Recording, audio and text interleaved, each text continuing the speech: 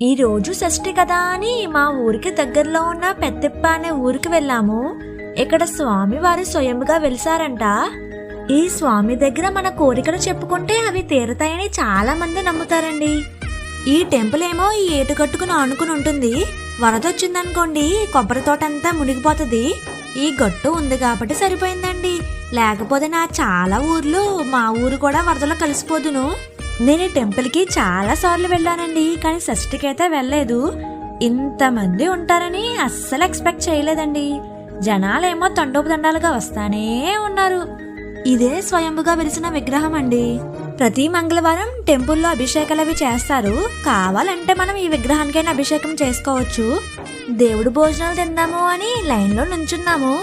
ఎక్కడ వేసిన గొంగలు అక్కడే ఉన్నట్టు ఎంతసేపటికి లైన్ తరగదేంటండి బాబు. గంట సేపు అయి ఉంటుంది మేము లైన్లో నుంచుని. అమ్మయ్య, ఫైనల్లీ